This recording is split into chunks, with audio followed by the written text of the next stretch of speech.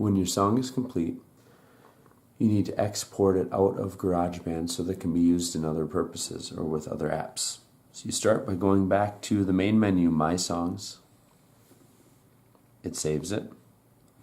You want to select in the upper right-hand corner, and then select your song. Now in the upper left-hand corner, there's a number of boxes that will appear over here. The one with the box arrow pointing out means to move it out of the program. Let's select that one. And if you do, you'll notice you have a couple different options. You can send it out by mail. You can send it out into iTunes.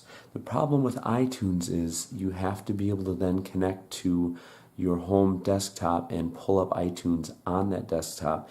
It doesn't automatically put it into your songs file on the iPad in a converted form. So there's a few other steps that need to go into that. You'll have to check that link out on my site first. But for now, I'm going to mail it to myself. And it'll give me a couple of different options here on how I want to mail it. Choose the one that you think is best. Email it. It'll export the song. And it may take a while as you do this.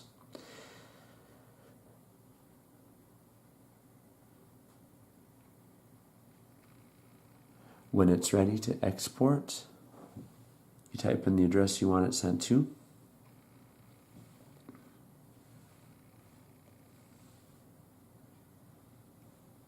And then hit send. If your students are doing this, you might want to have them enter in your email so that you can do the file conversion and get that finalized draft of the song back to them for editing in their other various apps.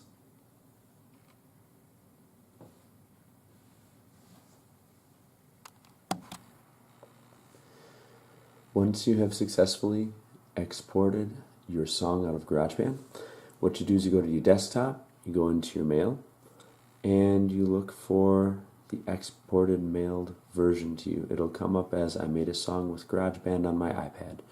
You can then download it, and then quite easily, I find the easiest is just to temporarily save it on my desktop.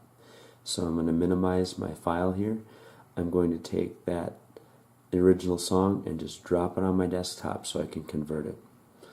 It'll save a copy of the file there.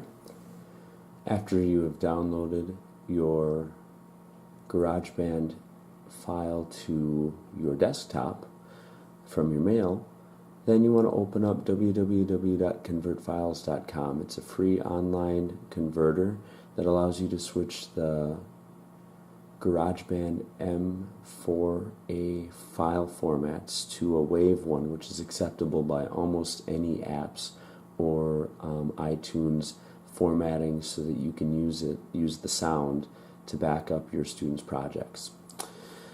You want to select it by going to Browse, and then you would search for your saved file, just like you would any other file. Because we saved it on our desktop, you got to start there on desktop. Select it, pulls it up. You'll notice here the input file is an M4A, that's GarageBand. We want it to be a WAV audio file, so if it doesn't come up like that, make sure you hit this button over here. And then you convert it.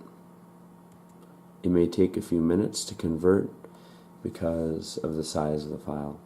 Now, one thing you need to understand, this is a free free site online, and that means you're going to be plagued by advertisements. Some of these advertisements might not be suitable for younger viewers.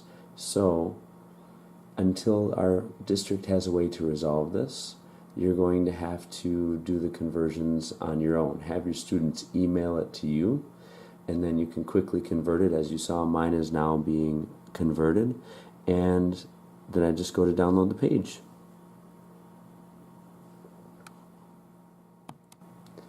Once the file has been converted, I click and go to the download page.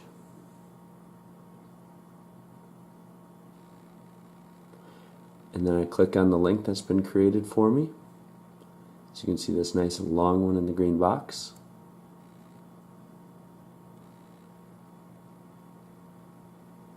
And it shows in the lower part right down here that my WAV file has been converted.